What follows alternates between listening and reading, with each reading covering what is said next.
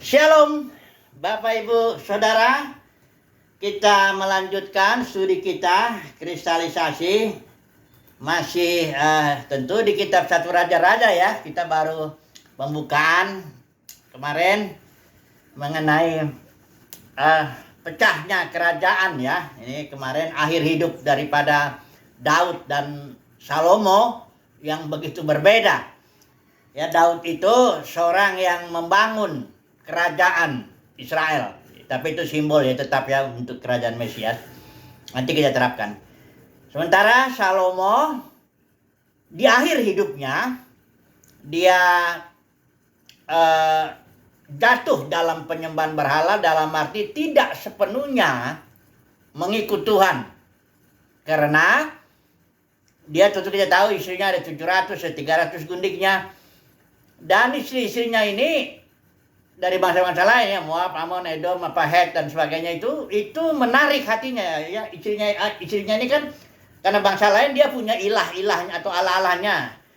Dia butuh mesbah. Nah, dia pada waktu Salomo tua, ini istrinya masih muda ini tentunya ya, minta tolong dibangunkan mesbah ini untuk dewa Kamos, untuk dewa Baal dan sebagainya.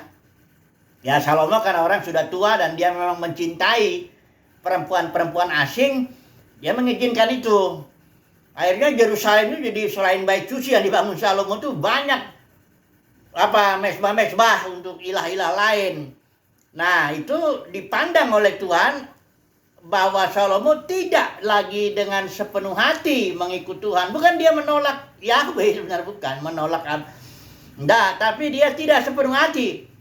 Nah, akibatnya Tuhan bilang kerajaanmu akan pecah, tapi karena Daud ayahmu, aku akan memecahkannya nanti ya, ketika Salomo punya anak Rehabeam ini menjadi raja, dan ada Jerobeam ini lawannya lah, katakan begitu ya. Nanti kita pelajari juga ini Rehabeam hanya dapat 2 suku ya, Yehuda dan Benyamin, yang ini 10 suku Jerobeam. Nah, kerajaan Israel yang merupakan simbol daripada kerajaan Mesias itu pecah karena wanita. Ya, kalau saya bilangnya begitu ya. Ada 3 tak, kemarin kita sudah bahas 3 tak: tahta, wanita, harta. Dalam hukum raja itu dalam Ulangan 16 atau 17 itu kita sudah, tapi nggak baca, kita sudah baca kemarin itu ya. Itu ada Ulangan 17 ayat 14 ayat 20, itu ada nasihat, peringatan, jangan banyak kuda, artinya tahtanya jangan terlalu, kekuasaannya terlalu hebat. Jangan punya banyak harta, ya, emas, perak, nah, jangan juga banyak istri, wanita. Udah ada peringatan itu. Nah, Salomo jatuh melalui wanita itu, ya, istri-istrinya itu yang bangsa-bangsa asing. Nah, sekarang kita langsung tarik, kemarin sudah kita putus itu, kita terapkan langsunglah kepada gereja ini ya, karena gereja ini kan alat untuk memanifestasikan, untuk menghadirkan kerajaan sorga di bumi. Gereja itu alat ya untuk menghadirkan atau memanifestasikan kuasa kerajaan, nilai-nilai, tujuan, misi dan visi kerajaan sorga itu di bumi ya. Nah, tapi kita tahu bahwa gereja juga pecah ya, sudah pecah menjadi ribuan denominasi, itu 10.000 atau bahkan ada yang mencatat 40.000 denominasi. Jadi apa penyebabnya ya?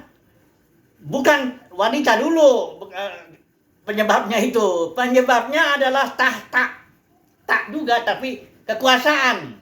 Nah, dari mana dia kekuasaan itu penyebabnya? Ini dia, di Paulus sudah bilang, Kisah Para Rasul 20 sebelum kita masuk ke sini ya, sejarahnya ya. Ignatius itu. Ini dia, Paulus sudah bilang di Kisah Para Rasul 20, sebab aku mengetahui, ini saya pakai YLT ya, saya baca ya, ayat yang ke-29. Sebab aku mengetahui hal ini, bahwa setelah kepergianku, dia mengetahui ini, setelah kepergian dia, ini dia bicara kepada para penatua Efesus di Miletus, dia bicara, setelah kepergianku, serigala-serigala ganas akan masuk kepada kamu, kepada para pemimpin itu, dengan tidak menyayangkan kawanan itu. Apa yang dirusak oleh para pemimpin yang tadinya fungsinya dia menggembala. Ini ayat 30. Yaitu dari antara kamu sendiri akan muncul orang-orang yang berbicara hal-hal yang menyesatkan untuk menarik murid mengikuti mereka, mengikuti para pemimpin. Tadinya murid-murid ini mengikuti pimpinan Roh Kudus, karena dalam Kisah Para Rasul itu jelas komunitas gereja itu mula-mula itu dipimpin Roh semuanya. Baik para pemimpinnya, jemaat, anggotanya. Makanya istilah Roh Kudus ada 70 kali dalam Kisah Para Rasul yang hanya 28 pasal itu. Nah, ini para pemimpin ini menyesatkan. Dia mengucapkan kata-kata atau ajaran-ajaran yang menyesatkan. Kalau kita melihat nanti di kitab Wahyu pasal 2 pasal 3, apa sih ajaran-ajaran menyesatkan itu? Yang palsu itu yaitu Izebel, Biliam, Nikolaus. Izebel itu merampas otoritas suaminya kan ya. Begitu juga Izebel di dalam gereja yang memecah itu karena dia merampas otoritas, haus akan kekuasaan. Ini awalnya ini ya. Ingin berkuasa ya. Sebenarnya memang benar manusia itu memang diciptakan untuk berkuasa dan menaklukkan bumi ini. Maka itu keinginan untuk berkuasa itu selalu ada. Tapi ingat, gereja itu tahtanya itu kita akan memerintah nanti, tapi dia tahtanya tahta anak domba. Di zaman ini kita harus menjadi anak domba yang mengikuti anak domba kemana, anak domba pemimpin ya maksud saya. Anak domba mengikuti anak domba kemana saja dia pergi. Wahyu pasal 14 itu. Saat ini kita nggak punya tahta. Saya udah bicara itu di Matius 23 itu. Jangan seorang pun, kata Yesus, engkau jadi pemimpin. Jangan seorang pun rabi. Jangan seorang pun kau menjadi bapak. Akulah pemimpinmu, akan memimpin gereja dengan Rohku. Sehingga seluruh anggota gereja mengikuti pimpinan Roh. Atau seperti tubuh ini. Dia seluruh anggota tubuh mengikuti pimpinan hayat. Karena inilah tubuh hayat ini yang bikin tubuh ini hidup. Nah, tapi sekarang kita nggak punya tahta. Gereja nggak boleh ada jabatan, nggak boleh permainan Izebel di situ. Kalau udah masuk dia jabatan atau hierarki, nah disinilah. Saudara tahu kalau orang, karena begini, bukan soal jabatan aja. Karena kalau udah dapat jabatan, tentu dari situ dapat duit juga, dapat kemuliaan manusia, dapat fasilitas, dapat macam-macam. Jadi jabatan ini yang makanya diperebutkan sampai kalau dalam lembaga-lembaga kekristenan, organisasi apapun bentuknya itu. Oh, kalau soal itu bahkan kalau orang udah duduk di dalam satu jabatan tertentu, itu hanya peti mati yang bikin dia itu turun dari situ. Saya udah bilang ada seorang, saya menulis S2 skripsinya di situ, disertasinya dengan meneliti kepemimpinannya ini. Hebat sekali ini, luar biasa ini ya. Dia punya hampir puluhan belum sampai ya, masih 3.000 4.000 lah. Udah stroke dia, sudah tidak bisa lagi ngomong dengan normal. Kalau saya diskusi, sudah harus dengan bantuan istrinya apa semuanya. Tapi tetap tidak mau lepaskan jabatan tertinggi di dalam denominasinya itu. Tidak mau, sampai akhirnya 10 tahun kemudian, ya setelah sakit itu dia ya peti mati yang menghentikan itu ya. Tapi saya tidak mengatakan ini bukan berarti dia itu orang yang nggak benar. Aduh, saya sangat menghormati dia, seorang yang sangat cinta Tuhan dalam arti tekun berdoa, tekun dia belajar. Tapi masalahnya kekuasaan ini. Oh, saudaraku itu ini dalam gereja nih ya. Jadi ini ya, gereja pecah karena kekuasaan masuk. Karena ada para pemimpin ingin berkuasa, ingin berotoritas. Padahal Yesus sudah peringatin, jangan kau. Kau harus berlaku seperti anak domba, ikuti aku, anak domba Elohim yang kemana saja aku pergi. Ya, ikutin. Artinya ikutin pimpinan Tuhan. Jangan engkau mengatur-ngatur. Gerejaku aku yang ngatur. Yesus bilang. Itu jelas itu, jangan main-main. Aku akan mendirikan gerejaku, kata Tuhan Yesus. Dan aku yang ngatur oleh Rohku, oleh hayat. Yang adalah aku, I am the life, I am the joy. Hayat, aku yang ngatur.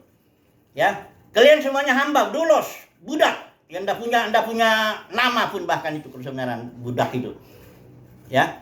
Jadi begitu hierarki masuk, begitu kekuasaan masuk di situ. Dosa-dosa yang lain masuk. Nah, Izebel itu ada Nikolaus menaklukkan kaum, ada Biliam dagang, udah. Rusaklah gereja itu menjadi ribuan, puluhan ribu ya. 40.000 pecahan denominasi. Ini makanya kalau orang menyamakan gereja dengan denominasi, betul-betul orang itu sudah dibutakan matanya, nggak melihat lagi Alkitab ini. Alkitab jelas membedakan sekali antara gereja dengan denominasi gereja mulai. Dari mana datangnya denominasi? Coba nih. Saya kasih tahu dari sejarahnya ya. Ini ada, saya bahasa tapi kemarin belum selesai. Ada ini apa? Sejarah mencatat seorang bernama Ignatius, ini pemimpin tahun 117 Masehi. Dia dipandang sebagai yang pertama mengajarkan perbedaan antara penatua dan bishop. Ya, nanti saya jelasin. Ignatius ini seorang pemimpin gereja di Antioquia, Syria ya. Mati martir di bawah Kaisar Trajan. Jadi ini orang pemimpin yang ya martir, bayangin. Sudah kalau enggak main-main dia ikut Tuhan ini, ya si Ignatius ini, ya. Dia datang ke Roma dengan sambil nulis surat, dia menghadapi kematiannya di depan Kaisar Trajan. Dahsyat itu keberanian si Ignatius ini ya. Belum tentu semua orang Kristen mau berani begitu ya. Ia menulis surat dalam perjalanannya di Roma untuk mati martir di sana. Nah, tapi dia mengajarkannya itu ini. Masuknya hierarki atau tahta atau jabatan. Dia bilang begini. Penatua dan bishop yang diterjemahkan penatua dan bishop atau penilik ya dalam bahasa Indonesia ini itu berasal dari dua istilah Yunani, yaitu presbyteros dan episkopos. Dua istilah Yunani ini dipakai berganti-gantian. Kita nggak harus dulu pelajari karena itu kan suri kata nanti panjang lagi. Padahal dia sama ini orangnya, karena ini cuma yang satu misalnya presbyteros itu artinya dewasa, tua, sudah matang rohaninya. Sementara episkopos itu fungsinya dia bisa melihat episkopos itu melihat, epi di atas. Jadi ini orang bisa melihat dari dimensi lebih tinggi sehingga dia tahu mana serigala-serigala ganas yang mau menyerang domba. Ini dua istilah ini, presbyteros dan episkopos, itu adalah menjelaskan satu orang yang sama. Ini bukan jabatan, tapi orang yang berfungsi sebagai gembala karena dia dewasa, matang. Jadi pada zaman gereja mula-mula ada pemimpin, itulah dia para penatua, episkopos dan presbyteros ya.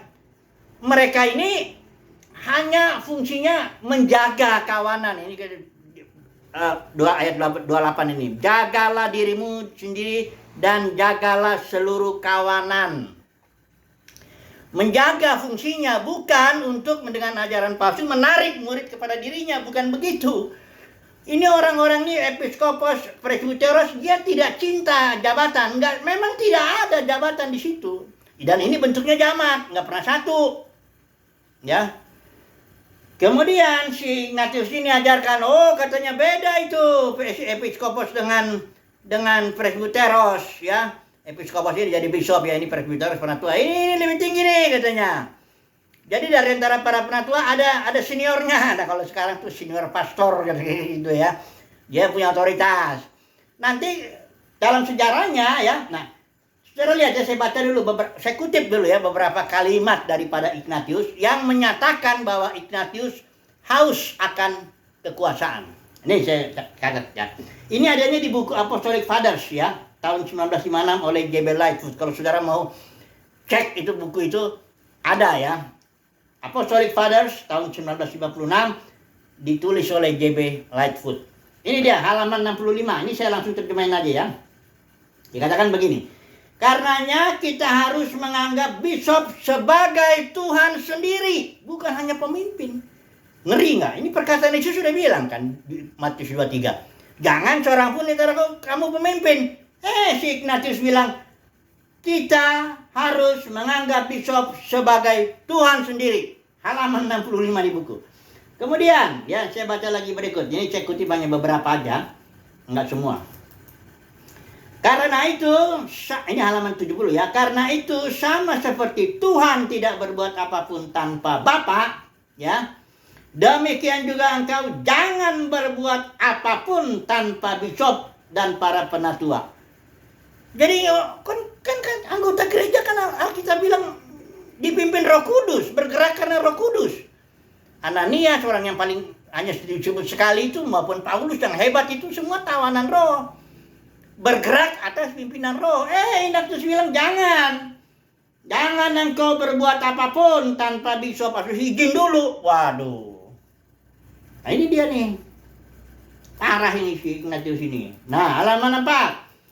Tundukkan dirimu pada para penatua dan bisopmu, engkau akan dikuduskan dalam segala sesuatu. Emangnya karena penundukan diri orang dikuduskan? Orang dikuduskan itu karena Kristus menguduskan kita. Karena dia adalah kudus, ya. Kudus itu memisahkan, kita dipisahkan untuk Tuhan. Bukan karena bisop kita, penatua kita, apa urusannya. Nah, ini kan udah kacau ini ya. Kemudian, perhatikan lagi halaman 72. Taatlah pada bisop.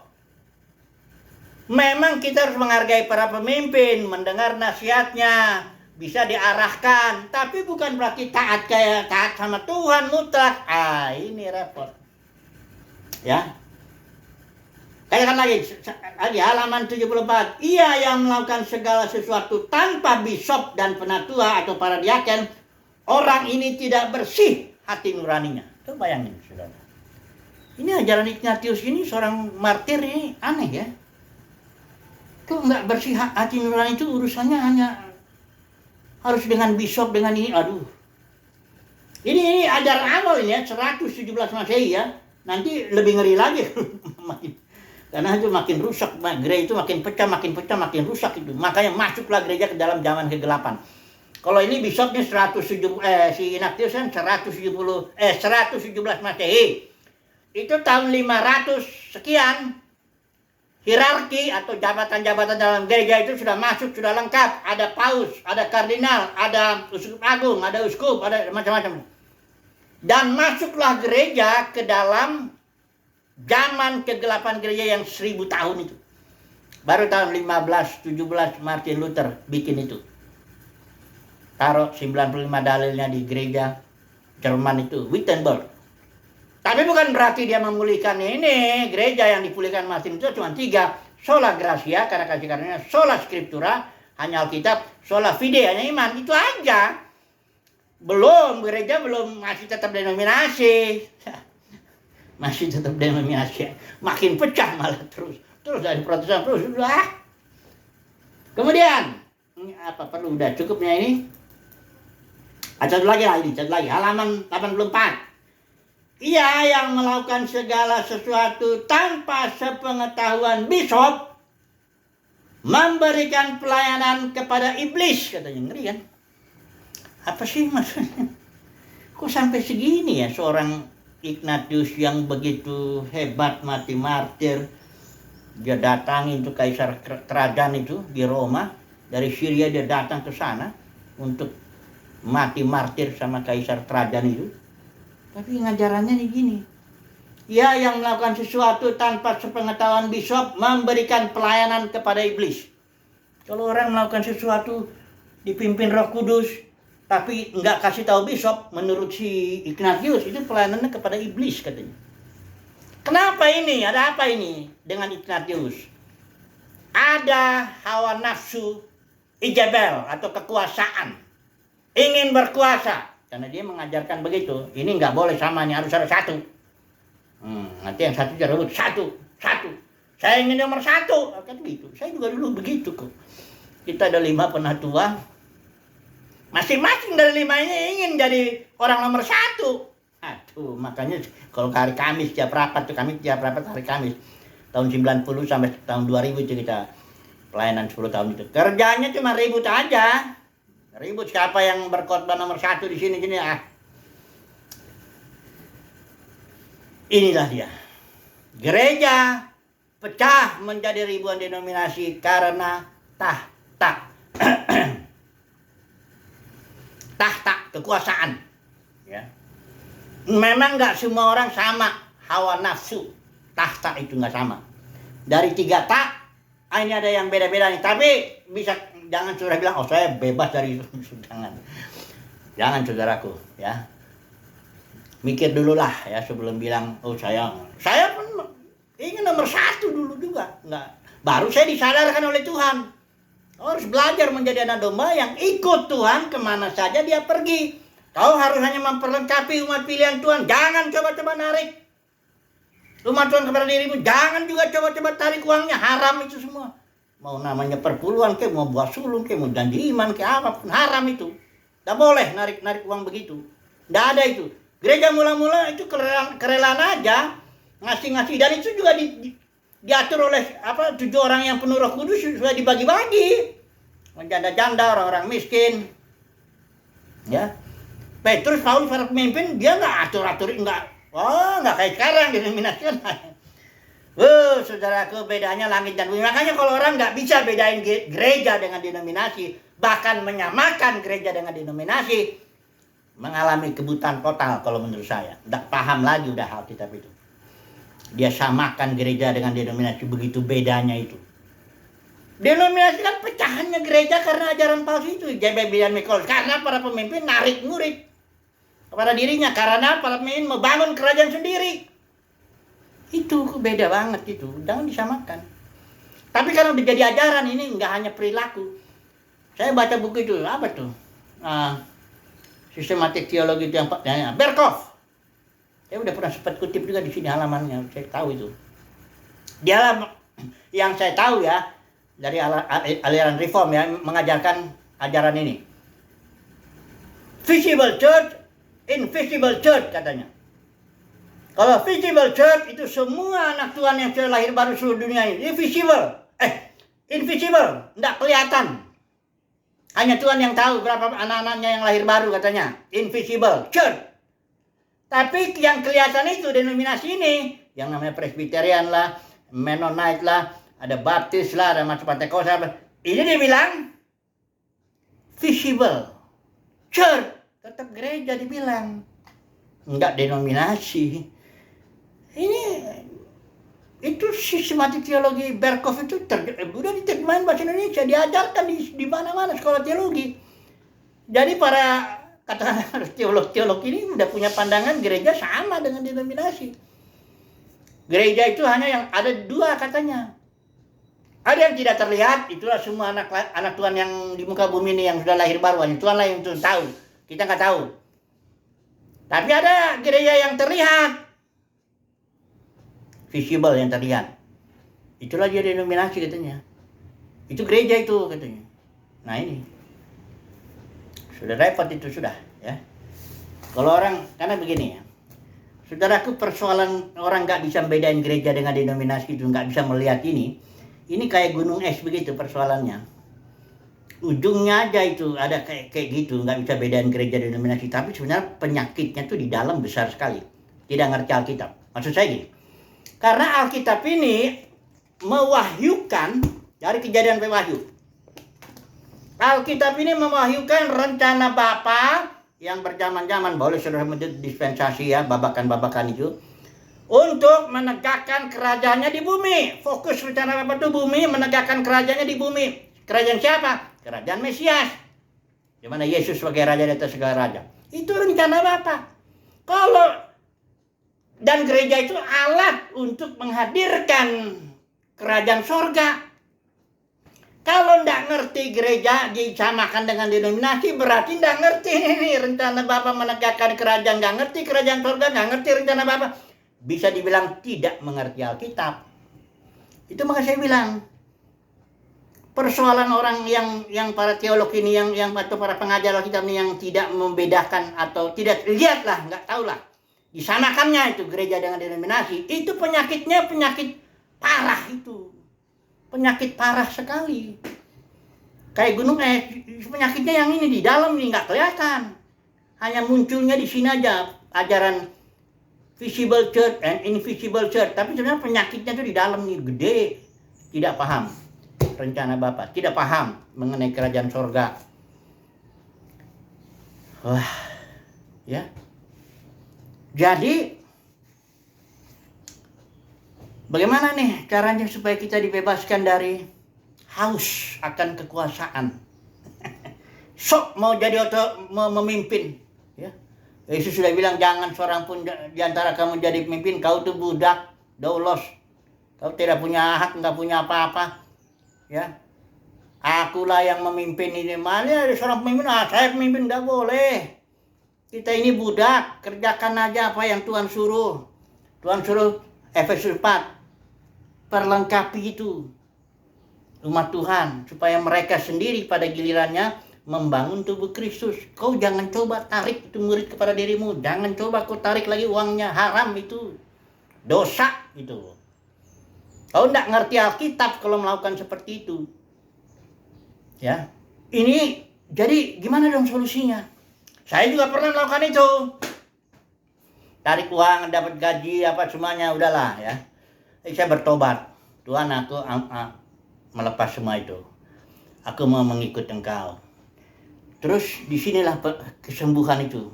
Tuhan kasih tahu identitas saya tuh sebagai seorang yang dikasihi Tuhan lah ya. Engkau itu bukan orang berdosa. Engkau itu bukan orang yang penuh penyakit, kekurangan, kelemahan. Engkau itu kudus di hadapan mataku. Engkau kukasihi. Engkau kupilih. Ada maksudku untukmu di zaman ini. Ya. Ada tugas yang mau kuberikan kepadamu. Dan kelak engkau akan mendapatkan nanti.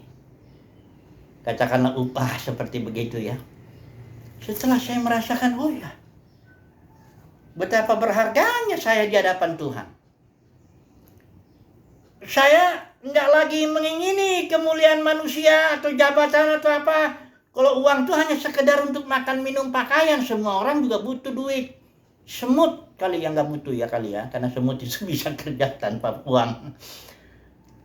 Dan Tuhan pelihara kita. Ya jelaslah, masakan Tuhan yang sudah menyerahkan anaknya. Bapa di surga menyerahkan anaknya Yesus Kristus nggak kasih makan kita.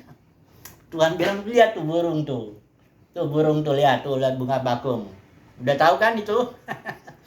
Jadi saudaraku, saya hanya bisa berkata begini. Dalam dunia kekristenan ini, banyak yang dipanggil, sedikit yang dipilih.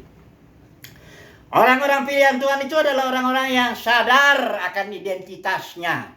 Sadar bahwa dia itu orang yang dikasihi Tuhan, orang yang dipilih Tuhan, orang yang berharga di hadapan Tuhan, bukan orang berdosa, bukan orang penyakitan, kelemahan, bukan itu. Tapi orang yang mulia di hadapan Tuhan. Karena Kristus di dalam batin kita ini. Inilah identitas kita yang baru. Kristus. Itu identitas kita. Makanya Paulus bilang, hidupku bukan aku lagi. Kristus. Ini bukan pencapaian, bukan kita ngejar gitu, berpuasa supaya jadi Kristus. Oh bukan, itu namanya agamawi. Nah, itu yang banyak beredar itu dalam dunia kekristenan tuh. Cara ngajarin orang gimana caranya supaya serupa dengan Kristus katanya. Enggak, kita sudah. Itulah kenyataan, itulah kabar baik. Sudah, hidup kita itu sudah Kristus. Identitas kita tuh sudah Kristus. Kita nggak butuh lagi kekuasaan. Kejar-kejar kekuasaan, kejar-kejar popularitas, kejar-kejar jabatan-jabatan dalamnya kekristenan. Ngapain? Bagi orang ya dia senang. Tapi kita umat pilihan Tuhan enggak. Karena kita sudah sadar. Tugas kita sebagai anak domba sekarang ini, ikutilah Tuhan kemana saja dia pergi. Nanti kita akan dikasih. Ketika Tuhan datang, kita akan duduk bersama dengan Kristus, dengan Yesus di tahta anak domba. Sudah ya, puji Tuhan, haleluya, amin.